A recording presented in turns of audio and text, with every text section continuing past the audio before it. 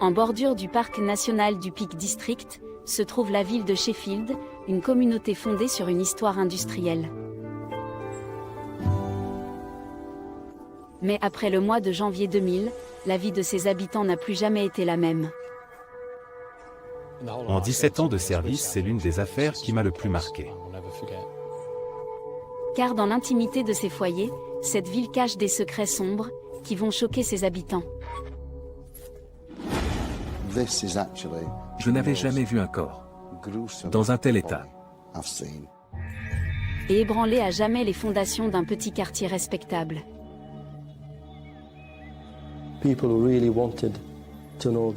Les gens voulaient vraiment connaître la vérité, en espérant que ce serait comme un cauchemar qui disparaîtrait. Mais ça n'a pas été le cas.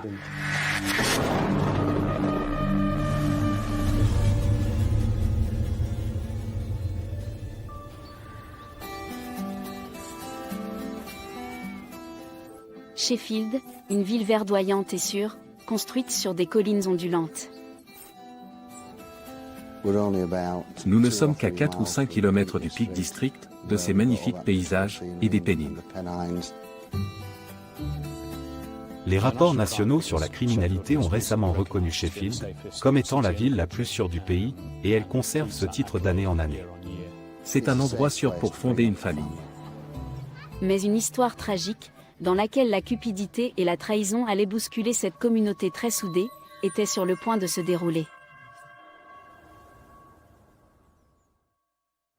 En 2000, la zone de Kettlebridge Road est loin des grands axes, calme et peu développée. Le 22 janvier, deux amis, Glyn et Chris, se rendent dans un magasin d'outillage et remarquent quelque chose qui sort de l'ordinaire. On marchait, on discutait en plaisantant. Et alors qu'on marchait, on a remarqué ce paquet de tissu rose. Comme si...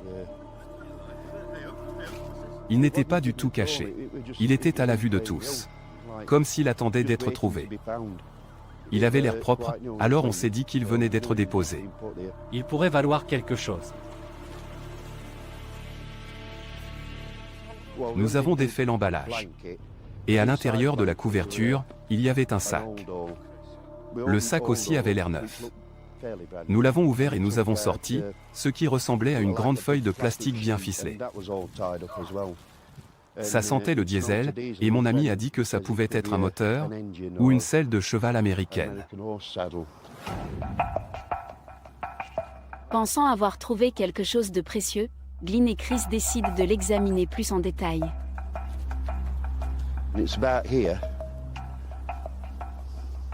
C'est ici que nous avons ouvert le sac. Mais je ne pouvais pas vraiment distinguer ce que c'était, parce que ça avait une drôle de forme. Ça avait juste une forme bizarre. Ils déballent le paquet, et on le choque de leur vie. Chris. J'ai touché le dessus, et c'était tout brun. Comme de l'argile. J'ai regardé, et j'ai vu qu'il s'agissait d'un cadavre.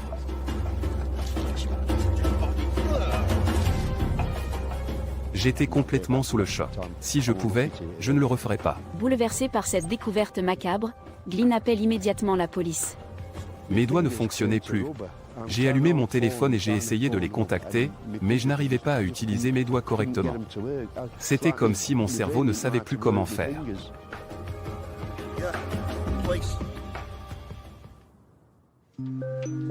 Cette nuit-là, l'inspecteur John Cousins est en service, au commissariat du Yorkshire du Sud.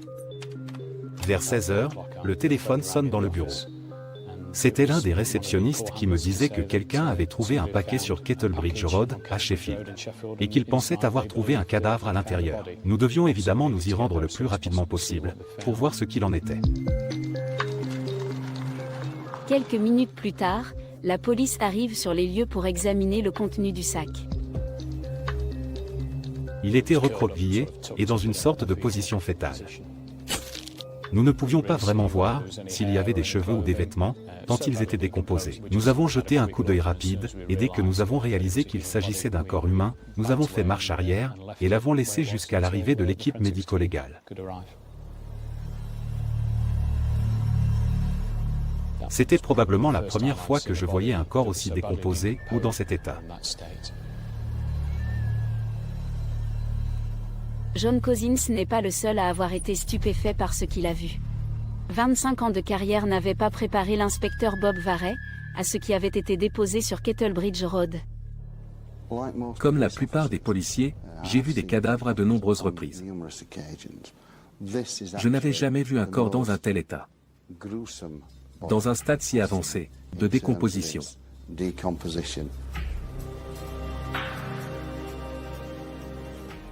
Pour atteindre cet état, il devait être mort depuis un certain nombre d'années déjà. L'état du corps contraste fortement avec l'état du sac dans lequel il se trouve. Le sac lui-même avait l'air très propre et neuf. Il n'avait pas l'air d'être là depuis longtemps compte tenu de la période de l'année à laquelle nous nous trouvions. Il était clair que la personne n'était pas morte à cet endroit, et qu'elle y avait été placée. Une enquête approfondie est menée par la police du Yorkshire du Sud. De mon point de vue, il y avait 3 grandes lignes d'enquête.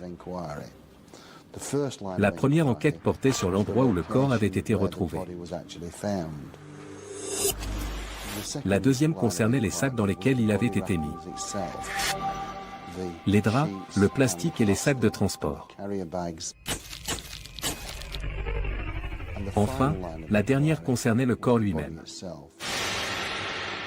Les restes décomposés sont transportés à la morgue pour un examen post-mortem approfondi.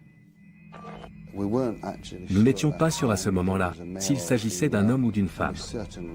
Nous ne savions pas qui c'était, pourquoi il était là, ni même comment il était mort. Les inspecteurs espèrent que l'autopsie leur donnera des indices sur l'identité de cette personne. Une fois le corps identifié, les pièces du puzzle auraient dû s'emboîter. Mais l'identification du corps se révèle être un obstacle de taille. La décomposition de ce corps s'était étendue à tous les organes principaux. Il ne s'agissait pas seulement de la chair. Nous avons eu du mal à déterminer s'il s'agissait d'un homme ou d'une femme.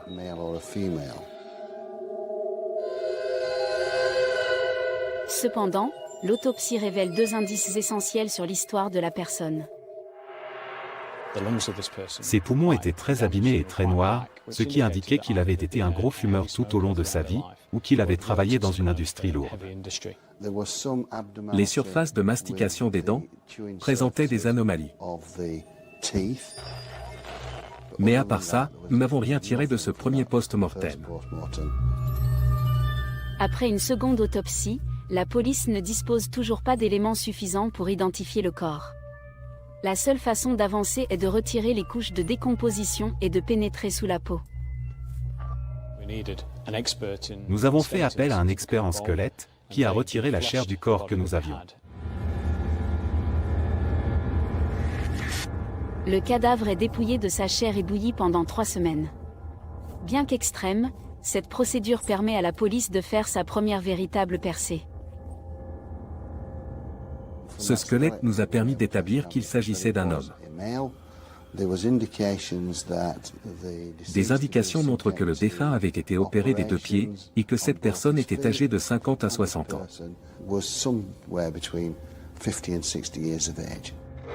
Le pathologiste révèle que les opérations pratiquées sur les pieds du défunt concernaient des oignons. Il constate également que l'homme souffrait d'arthrite et qu'il lui manquait le bout d'un doigt. La police n'avait aucune indication sur son identité. Il ne manquait personne qui corresponde à ce profil. En l'absence d'identité, la police se concentre sur les emballages dans lesquels le corps a été retrouvé. Comme il a été découvert en hiver, les inspecteurs estiment que les draps entourant le corps auraient dû être beaucoup plus abîmés qu'ils ne l'étaient. Ils sont envoyés pour un examen médico-légal détaillé. La terre et les feuilles trouvées sur les draps sont analysées par un botaniste.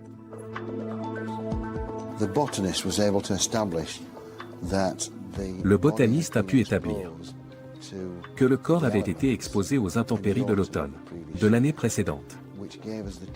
ce qui nous a clairement indiqué qu'il avait été déplacé de l'endroit où il était en fait mort, aux alentours de l'automne 1999. Le corps ayant été retrouvé 3 mois plus tard, en janvier 2000, ces nouveaux éléments confirment aux inspecteurs que quelqu'un a peut-être tenté de dissimuler la mort de cet homme. Pour une raison quelconque, la mort de cette personne avait été dissimulée, et ce depuis plusieurs années. Et pour une autre raison encore, le corps avait été récemment déposé sur Kettlebridge Road.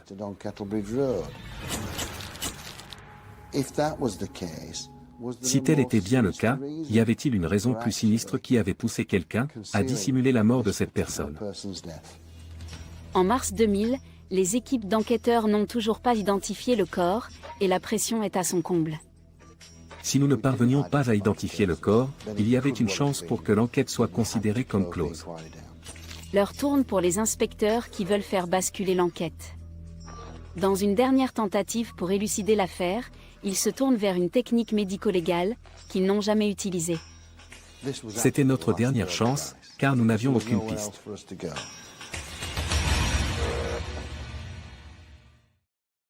Je pense que c'est intéressant. Ce morceau permet de réaliser 52 couches. Sur vos appareils mobiles ou sur grand écran. Entièrement gratuit. Aucun abonnement nécessaire.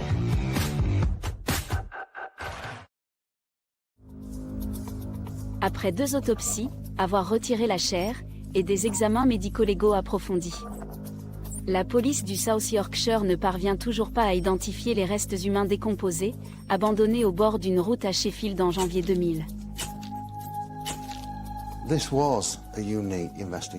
Il s'agissait d'une enquête unique, car nous avions un corps non identifié, aucune scène de crime, et aucune cause de la mort au départ de l'enquête.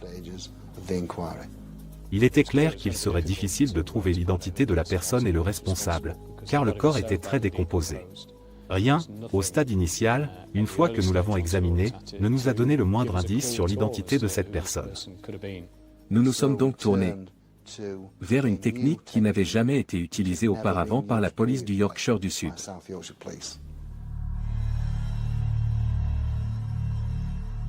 Le visage du corps va être reconstitué en argile à partir du crâne, par une équipe de spécialistes de l'université de Sheffield. La reconstruction faciale est généralement le dernier recours, et n'est pas utilisée très souvent. Mais dans les cas où le corps n'est pas identifié et où l'on ne dispose pas de preuves ADN ou d'autres éléments permettant de l'identifier, la reconstitution faciale peut faire une grande différence. Nikki Taylor fait partie de l'équipe chargée de recréer le visage. Je n'avais jamais travaillé sur une affaire de reconstruction faciale, et encore moins sur une affaire médico-légale, c'était très intéressant. Chaque crâne est particulièrement unique. Il détermine la taille et la forme de vos traits. Bien que nous ne puissions jamais obtenir les caractéristiques définies du nez ou de la bouche d'une personne, nous pouvons obtenir un résultat très ressemblant et retrouver la forme presque exacte du visage de la personne. Nous avons pu établir que le crâne provenait d'une personne d'origine caucasienne, mais il aurait pu s'agir d'une personne du Royaume-Uni comme du Moyen-Orient. Nous avons donc décidé de faire 2 moulages différents pour couvrir ces différentes options. Ce processus minutieux prend plus d'1 semaine à Nikki et à son équipe. Il s'agit presque d'un processus de dissection à l'envers. Nous superposons d'abord les muscles les plus proches du crâne, puis les muscles plus superficiels. Une fois que tous les muscles sont en place, cela permet de donner une certaine forme au visage. C'est à ce moment-là que l'on pose ce que l'on appelle la couche de peau.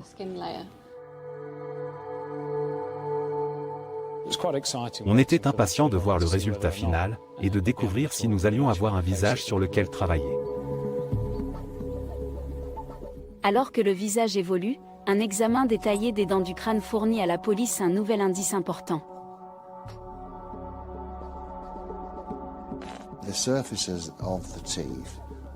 Les surfaces des dents étaient extrêmement plates, ce qui indiquait une mastication constante.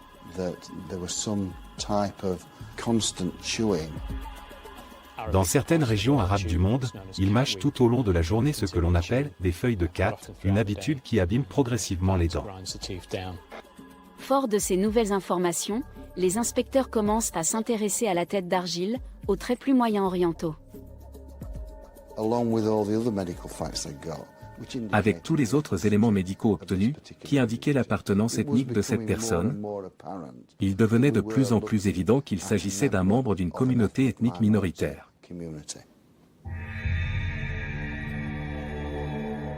Le 20 mars 2000, la police du Yorkshire du Sud se retrouve finalement face à l'homme dont le corps en état de décomposition avancée avait été découvert 3 mois plus tôt.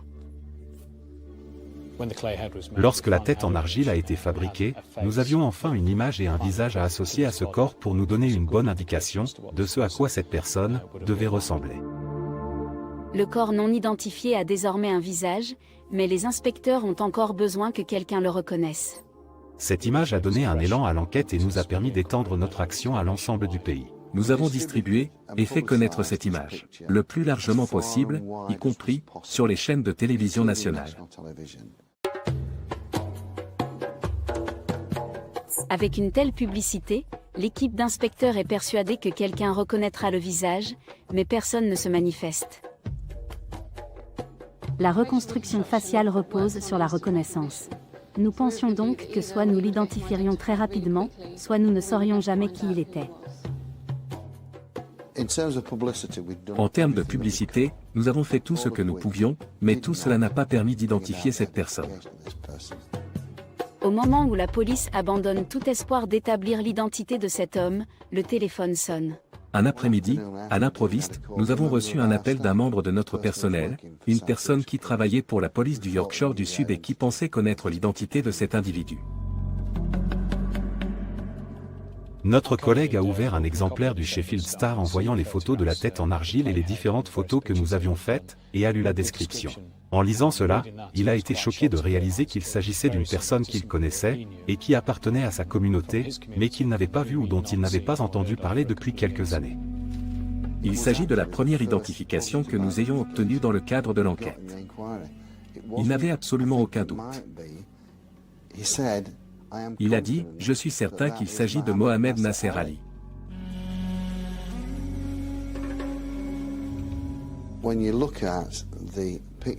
Lorsque l'on regarde l'image et la reconstruction qui a été créée, la ressemblance est absolument stupéfiante. Nous avions désormais un nom sur lequel travailler. Et c'était une bonne piste, une piste claire qui nous a permis de mener d'autres enquêtes et d'établir si cette personne était ou non le corps que nous avions retrouvé. Disposant pour la première fois d'un nom, la police commence à examiner les dossiers de Mohamed Nasser Ali, un ouvrier sidérurgiste à la retraite. Originaire du Yémen, un pays du Moyen-Orient, il était venu s'installer à Sheffield dans les années 60. Mohamed était un membre important de la communauté yéménite de Sheffield, très influent, très charismatique. Il était très présent. Il ne passait jamais inaperçu. Qu'importe où il allait, il se faisait remarquer. Il faisait de son mieux pour aider autant que possible sa famille et toute la communauté. Mohamed était quelqu'un de très généreux et de très sympathique avec les membres de la communauté. C'était un homme foncièrement gentil, qui avait de bonnes valeurs. C'était le genre de personne qui voulait tout le temps aider les autres. Mais la disparition de Mohamed n'a pas été rapportée à la police. Il était important que nous prenions contact avec la famille. Il s'agissait évidemment de vérifier s'il était toujours là, ou s'il s'agissait d'une erreur d'identité. L'inspecteur John Cousins se rend directement à l'adresse que lui a donnée son collègue. C'est une dame âgée qui a ouvert la porte. Nous avons montré nos papiers pour qu'elle sache qui nous étions, et nous avons expliqué pourquoi nous étions là. Il s'est avéré qu'elle était divorcée de Mohamed Nasser Ali depuis environ 3 ans. Elle nous a dit qu'elle pensait qu'il se trouvait au Yémen ou en Arabie Saoudite. Bien que persuadée que son ex-mari se trouvait à l'étranger, Fatima révèle que le profil médical de Mohamed était très similaire à celui du corps non identifié. Elle confirme qu'il a été opéré des pieds à cause d'oignons et qu'il a perdu le bout de son doigt lors d'un accident il y a plusieurs années. Ces deux éléments sont des caractéristiques essentielles du corps. Ce que Fatima nous disait était crucial pour l'enquête, et nous avons donc téléphoné à la salle des opérations pour que d'autres analyses puissent être menées pendant que nous lui parlions. Ce qui était une enquête relativement lente, s'est soudain accéléré de façon tout à fait spectaculaire. Le personnel du bureau a pris contact avec le médecin généraliste et le dentiste pour confirmer les informations dont nous disposions déjà. Tout indiquait sans l'ombre d'un doute que le corps que nous avions découvert était bien celui de cet homme, Mohamed Nasser Ali. Cependant, Fatima, l'ex-épouse de Mohamed, insiste sur le fait qu'il était à l'étranger. Ce qui est confirmé par son fils Hassan, qui arrive à la maison peu de temps après. Il m'a dit qu'il était bien vivant et qu'il vivait en Arabie Saoudite. Je lui ai demandé comment il le savait, et il m'a répondu qu'il avait reçu des lettres de lui, qu'il nous a montrées. En y regardant de plus près, l'inspecteur Cousins constate qu'il y avait quelque chose d'anormal dans la lettre prétendument écrite par Mohamed à son fils. L'écriture sur la lettre changeait de manière évidente, elle était complètement différente. L'encre était même d'une autre couleur, mais il était catégorique. C'était celle de son père, et il était bien vivant. Et la famille de Mohamed n'est pas la seule à croire qu'il est à l'étranger. Ses amis et ses voisins pensent également qu'il est à l'étranger, car personne ne l'a vu depuis plus de 2 ans. Mohamed a toujours joué un rôle important dans la communauté. Mais à un moment donné, il a disparu. Il a tout simplement disparu de la communauté. Les gens se demandaient juste où il avait bien pu passer. Certains disaient qu'il était à la Mecque. La Mecque est une ville sainte d'Arabie Saoudite et le centre du monde islamique. Il est tout à fait possible qu'un musulman décide de déménager là-bas. Et pour quelqu'un de l'âge de Mohamed, c'est encore plus plausible. Et c'est tout simplement ce que les gens ont cru. Si de nombreux amis de Mohamed acceptent cette histoire, d'autres ne sont pas convaincus.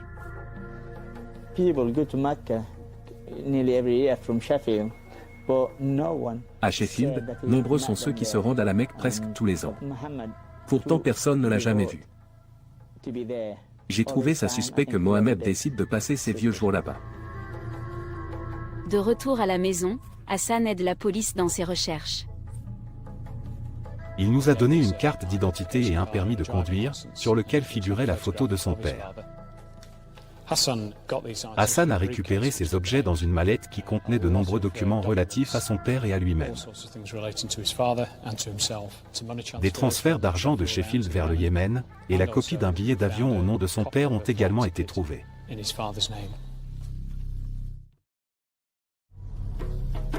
Face à tant d'informations contradictoires, la police estime qu'elle doit s'entretenir avec Hassan de manière plus approfondie. Hassan a accepté de nous accompagner au poste de police en attendant les résultats des autres enquêtes. Des vérifications étaient en cours auprès du médecin généraliste de Mohamed Nasser Ali, et nous n'avions pas reçu les résultats. Lorsque cette information est enfin parvenue, elle s'est avérée vitale pour l'identification du corps.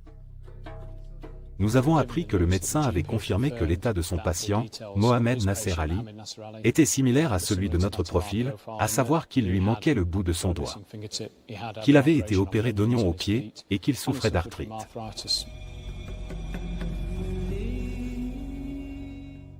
La police est enfin sûre d'avoir identifié le corps mystérieux. Toutes les informations dont nous disposions indiquaient directement que le corps était celui de Mohamed Nasser Ali. Cependant, nous avions son fils Hassan qui nous disait qu'il le croyait sain et sauf. Pourquoi mentirait-il ? Après un certain nombre d'interrogatoires, la police commence à relever d'autres divergences dans les propos d'Hassan. Il y avait des incohérences dans son récit, car il était passé de l'Arabie Saoudite au Yémen. Il nous racontait que son père avait souhaité partir à l'étranger pour se marier, mais qu'il n'était pas sûr de la personne avec laquelle il allait se marier. Une ou deux choses nous paraissaient étranges dans ce qu'il disait. Tout comme la police, les amis et les voisins de Mohamed ont également reçu des informations contradictoires sur l'endroit où il se trouvait. Des fois, il dit qu'il est en Arabie Saoudite, qu'il est resté un peu là-bas, et puis qu'il est retourné au Yémen. Et parfois, il dit qu'il est à Oman. Les réponses ne sont jamais claires, les gens en ont parlé entre eux. Soit Hassan s'est trompé dans ses propos, soit il a menti. S'il racontait des mensonges, ce serait une raison suffisante pour en conclure qu'il savait quelque chose à propos de la mort de son père.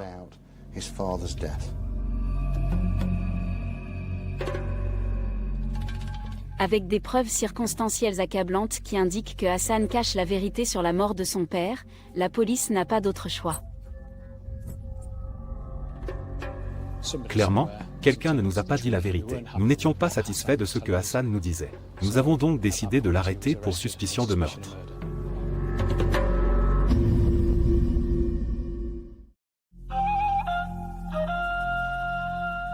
Grâce à la reconstruction faciale, la police du Yorkshire du Sud a identifié le corps décomposé, retrouvé à Sheffield. Il s'agit de Mohamed Nasser Ali, âgé de 75 ans. Les inspecteurs n'ont toujours pas établi comment, quand et pourquoi il est mort. Bien que son fils Hassan ait été arrêté pour suspicion de meurtre, il continue d'affirmer que son père est parti à l'étranger. Il continuait à nous dire qu'il était vivant et qu'il ne savait pas à qui appartenait ce corps, mais que ce n'était pas celui de son père. Hassan nous a même raconté que son père l'avait appelé du Yémen en 1997 et que s'il l'avait appelé, il devait être vivant, en sécurité et en bonne santé. La nouvelle de son arrestation provoque une onde de choc dans le quartier. Les gens de la communauté, et même de Sheffield, n'arrivaient pas à croire ce qui s'était passé. Beaucoup de membres de la communauté n'arrivaient pas à l'accepter. Des personnes voulaient vraiment connaître la vérité, en espérant presque que ce serait comme un rêve, un cauchemar qui disparaîtrait. Ce n'était pas le cas. Au poste de police d'Attercliffe, alors que les inspecteurs sont dans une impasse avec Hassan, un autre membre de la famille arrive et donne un nouveau tournant à l'affaire. Arrive Hassan, le petit-fils de Mohamed Nasser Ali. Je suis allé lui parler à la réception, et il m'a dit qu'il souhaitait me raconter comment son grand-père était mort. Hassan, 17 ans, était le fils d'Hassan. Il a été amené au Royaume-Uni depuis le Yémen à l'âge de 2 ans, et a été recueilli par son grand-père, Mohamed. On peut dire que Hassan respectait son grand-père.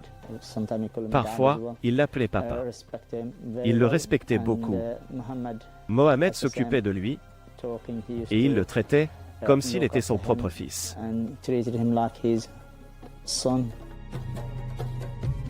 Mohamed a élevé Hassan et tenait à ce qu'il reçoive une bonne éducation. Après s'être séparé de sa femme Fatima, Mohamed a déménagé à Doncaster, à 30 km de là, et a acheté une maison au nom de son petit-fils. Il a été généreux avec lui. Hassan avait ce que tout enfant aurait voulu avoir à l'époque. Le père de Hassan, Hassan, est arrivé au Royaume-Uni en 1997, mais la vie familiale est devenue tendue.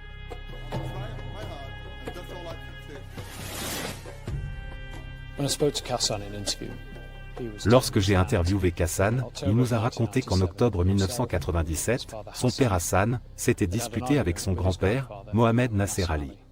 Et que cette même nuit, à la suite de cette dispute, son grand-père est mort pendant son sommeil. Cet événement dramatique s'est produit à la suite d'une dispute au sujet de l'argent.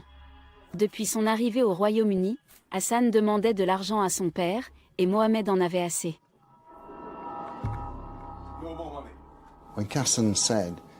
Lorsque Hassan a déclaré que son grand-père était mort dans son sommeil, compte tenu de son âge, l'idée nous a paru réaliste.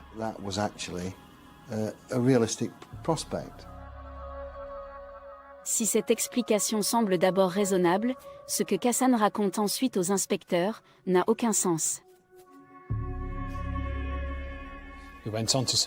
Il ajoute qu'ils ont ensuite décidé d'enterrer le corps dans la cave de cette adresse. Nous avons demandé à Kassan ce qu'il fallait faire lorsque quelqu'un mourait. Et il a pris un air amusé. Il nous a raconté une histoire, comme si son grand-père était mort naturellement, et que la seule chose qu'ils avaient faite de mal, était de se débarrasser du corps de la manière dont ils l'ont fait. Le fait qu'ils aient caché le corps, et n'aient pas signalé sa mort à la police, éveille leurs soupçons. Pourquoi enterrer un parent de cette façon? Pourquoi devaient-ils dissimuler leur corps? S'il est décédé, de cause naturelle, il convient d'en informer les autorités et de s'occuper du corps comme il se doit. Pour vérifier la version des faits de Kassan cette nuit-là, la police a besoin de la version d'Hassan. Nous avons interrogé Hassan et lui avons raconté ce que son fils, Kassan, nous avait dit et ce qu'il avait avoué sur ce qui s'était passé. À ce moment-là, Hassan a refusé de nous parler. Une fois de plus, la police se heurte à un mur, mais du jour au lendemain, l'affaire prend une tournure dramatique. Le lendemain matin, lorsque nous sommes arrivés au travail, on nous a dit que Kassan voulait encore nous parler. Nous avons donc réalisé un nouvel entretien avec Kassan, et à ce moment-là, il a encore changé d'avis. Kassan nous a dit que son grand-père n'était en fait pas mort, dans son sommeil. Il aurait entendu son père se disputer avec son grand-père, et que cette dispute était devenue de plus en plus vive. Il a expliqué qu'il s'était rendu dans le salon, où avait lieu cette dispute. Et qu'il a vu son grand-père allongé sur le sol, du sang coulant de son cou, et son père, qui tenait un couteau debout au-dessus de lui.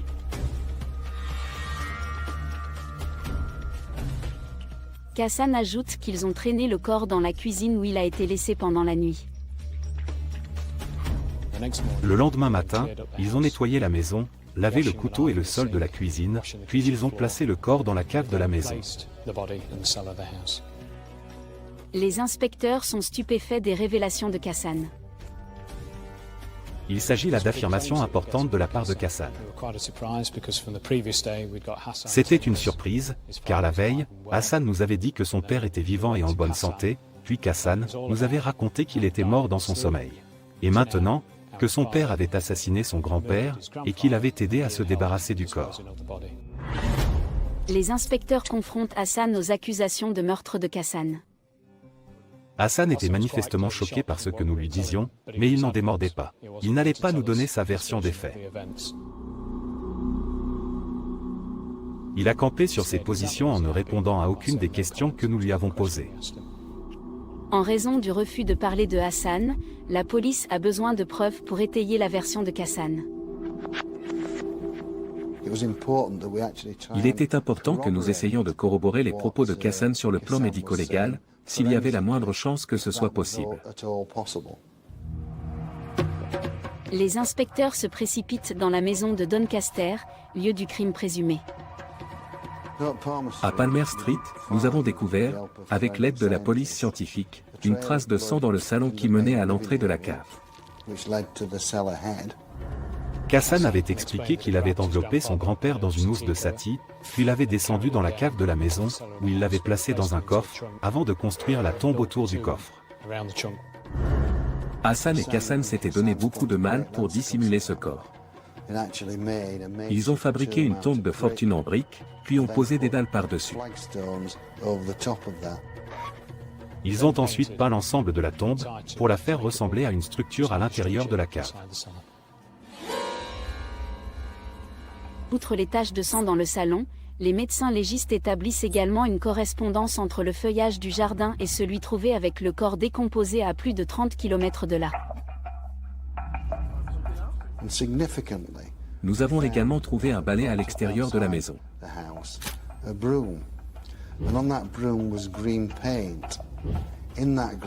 Sur ce balai, il y avait de la peinture verte, sur laquelle se trouvait une empreinte digitale, qui a finalement été identifiée comme étant celle d'Hassan.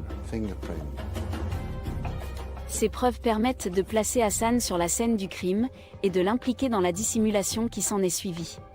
Cependant, il continue à tout nier. Hassan ne voulait pas entendre ce que nous disions, et refusait de répondre à nos questions. À la fin de l'entretien avec Hassan, nous lui avons demandé s'il était prêt à laisser son fils assumer seul ce qui s'était passé. La vérité s'imposait. Alors que les preuves s'accumulent contre Hassan, la police commence également à s'interroger sur l'implication de Ghassan dans les événements de cette nuit-là.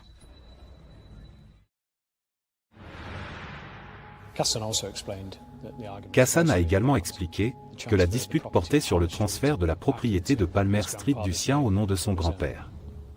Il n'était pas pour ce changement. Lorsque les inspecteurs mettent la main sur les actes de propriété, ils découvrent que Mohamed a transféré la propriété du nom de Ghassan au sien. Mais ils constatent également que les actes avaient été remodifiés par la suite. Ghassan avait changé ses actes en son nom propre, afin de redevenir le propriétaire de la propriété, et il semble que cela ait eu lieu après la mort de son grand-père. Nous avons pu démontrer que des documents avaient été falsifiés par quelqu'un au Yémen et envoyés au registre foncier du Royaume-Uni et aux avocats, de manière manifestement frauduleuse. Ghassan avait donc un mobile pour le meurtre de son grand-père, et les inspecteurs en arrivent donc à la conclusion qu'il n'est pas innocent. Il est clair que c'est Hassan qui a utilisé le couteau pour le tuer. Mais nous avons estimé qu'il s'agissait d'une entreprise commune, d'un meurtre prémédité et planifié, pour assurer ensemble leur sécurité financière et ainsi leur futur à tous les deux. Tout au long de ces entretiens, Ghassan a nié être responsable du meurtre. Mais il est aussi coupable que son père, car ils ont manifestement conspiré ensemble pour se débarrasser du corps. Les preuves s'accumulant pour étayer la théorie selon laquelle les deux hommes sont impliqués dans le meurtre, les inspecteurs n'ont plus qu'une seule option.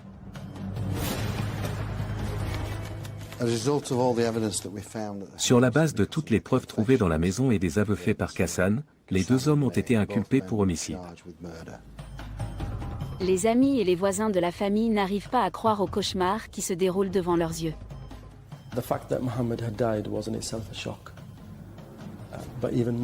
L'annonce de la mort de Mohamed a été un choc en soi, mais que son fils et son petit-fils aient été arrêtés parce qu'ils étaient soupçonnés d'avoir commis le meurtre, l'a été encore plus. Cela dépassait l'entendement. Cela a eu un impact considérable sur la communauté. Les inspecteurs ont inculpé les deux hommes qu'ils considèrent comme responsables de la mort de Mohamed, mais ils doivent encore clarifier et prouver le mobile du meurtre.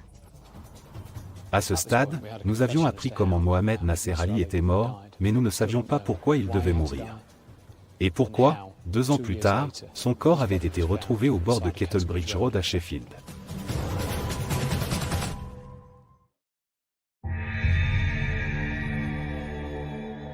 Après 3 mois d'enquête, les inspecteurs inculpent le fils et le petit-fils de Mohamed Nasser Ali pour homicide. La police pense qu'ils ont dissimulé le crime en enterrant son corps dans une tombe, située dans le sous-sol de la maison familiale à Doncaster, où ils ont continué à vivre normalement. Hassan et Ghassan ont continué à vivre à Palmer Street à Doncaster, pendant une période assez longue après avoir enterré leur grand-père dans la cave. Pendant tout ce temps, Hassan racontait la même histoire qu'il nous avait racontée, aux personnes qui voulaient savoir où se trouvait Mohamed Nasser Ali et qui le connaissaient. Le père et le fils avaient réussi à faire croire que Mohamed vivait au Moyen-Orient. Je n'ai rien remarqué concernant Hassan ou Ghassan. Si on avait vu quelque chose de différent, on nous aurait dit que ce n'était rien. Pour moi, cela suggérait que quelque chose s'était passé. Mais dans les mois qui ont suivi la disparition de Mohamed, certains amis ont commencé à remarquer une différence dans les dépenses d'Hassan et de Ghassan. Lorsque nous avons commencé à parler aux membres de la communauté yéménite, nous nous sommes rapidement rendus compte qu'ils avaient remarqué leur changement de mode de vie. Ils avaient remarqué qu'ils avaient gagné de l'argent et qu'ils le dépensaient. Mais ses amis n'avaient aucune idée de ce qui s'était vraiment passé. Des enquêtes approfondies sur les comptes bancaires de Mohamed Nasser Ali témoignent d'une série de transactions financières inhabituelles. Nous avons trouvé une grande quantité de preuves concernant les transactions financières qui ont eu lieu.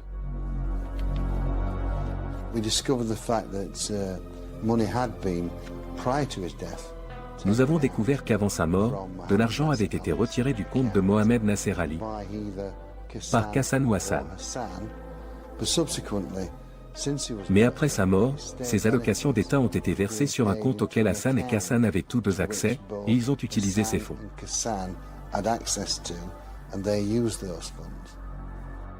La piste de l'argent s'étend jusqu'à l'étranger.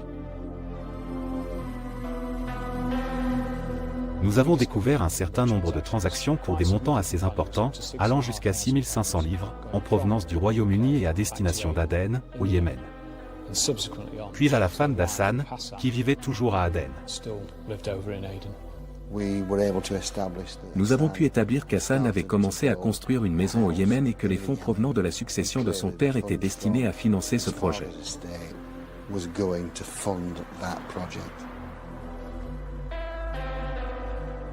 Les inspecteurs enquêtent également sur la copie d'un billet d'avion non utilisé pour le Yémen, au nom de Mohamed Nasser Ali, datant de la veille de sa disparition en août 1997. Ces recherches nous ont conduits à une personne utilisée par la communauté yéménite à Sheffield, qui achetait et vendait des billets pour les personnes souhaitant retourner au Yémen. Il nous a expliqué qu'il avait acheté le billet après avoir été sollicité par Mohamed Nasser Ali en août 1997 pour un voyage qu'il souhaitait effectuer. Il a ensuite reçu un appel téléphonique d'Hassan, indiquant que son père ne voulait plus utiliser ce billet. Et comme il n'avait aucune raison de se méfier, il s'est arrangé pour les rembourser. Ce projet de voyage au Yémen avait été une source d'inquiétude pour Hassan et Kassan. Il semble que Mohamed Nasser Ali envisageait de retourner au Yémen, peut-être pour se remarier et refaire sa vie. Hassan et Kassan ont alors réalisé que leur source de revenus ne serait plus aussi bonne. Ils avaient déjà transféré de l'argent de son compte à son insu. Et je crois qu'une fois qu'il l'a découvert, c'est là que la dispute a commencé. C'est ce qui a conduit à sa mort. Hassan et Kassan avaient tous deux un motif financier considérable pour tuer Mohamed Nasser Ali. Non content de vivre des allocations, des économies et de la pension de Mohamed pendant près de 2 ans après son assassinat, et convaincu qu'il s'en était tiré à bon compte, Hassan et Kassan voulaient plus.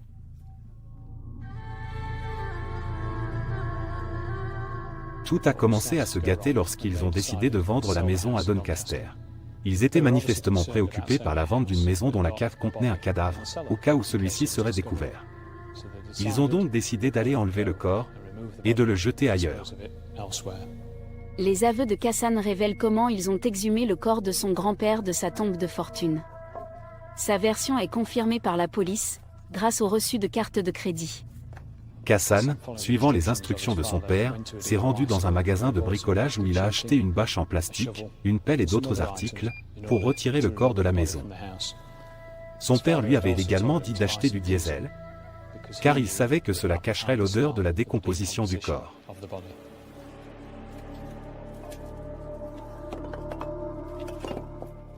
Les 2 hommes ont ouvert la tombe, sorti le corps de Mohamed Nasser Ali du coffre et enveloppé ses restes décomposés avant de les placer dans un sac de sport et de brûler le coffre. Ils ont utilisé la voiture de Kassan, ont mis le sac avec le corps du grand-père à l'intérieur dans le coffre et ont roulé jusqu'à Sheffield. Ils ont littéralement jeté le corps de l'arrière de la voiture sur le bord de Kettlebridge Road.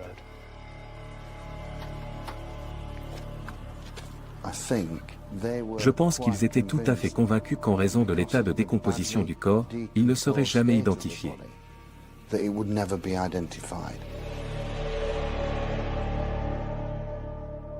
Mais Hassan et son fils ne savaient pas que les restes de Mohamed contenaient une mine d'informations médico-légales qui ont permis à la police de l'identifier, finalement, de découvrir le crime.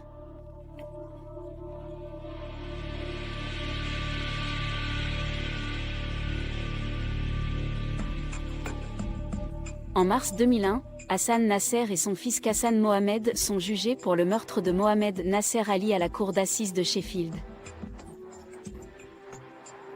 Tous deux plaident non coupables. Les détails des aveux signés par Kassan ont conduit la police à recueillir d'importantes preuves médico-légales, qui ont permis de placer les 2 hommes sur le lieu du crime et de les impliquer dans sa dissimulation. Ces éléments, combinés à la preuve d'une série de malversations financières, ont abouti à un résultat rapide. En l'espace d'une semaine, les deux hommes ont été reconnus coupables de meurtre et condamnés à la prison à vie pour un acte que le juge a qualifié de violent et cruel.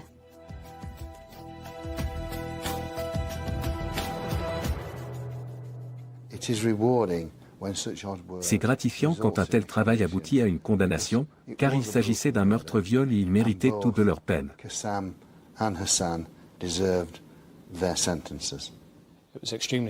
L'équipe a été extrêmement satisfaite d'avoir pu identifier Mohamed Nasser Ali, mais encore plus d'obtenir la condamnation des deux personnes responsables de sa mort.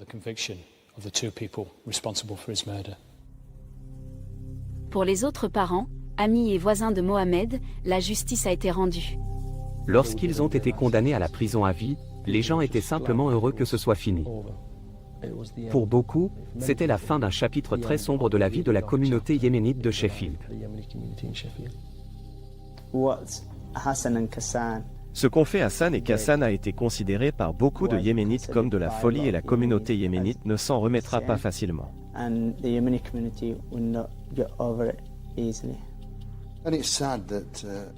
Il est triste qu'un homme comme Mohamed Nasser Ali ait connu une fin aussi brutale, avec peu ou pas de compassion de la part des membres très proches de sa famille. Il ne méritait pas de mourir comme il l'a fait. Nous ne l'oublierons jamais et il nous manquera toujours.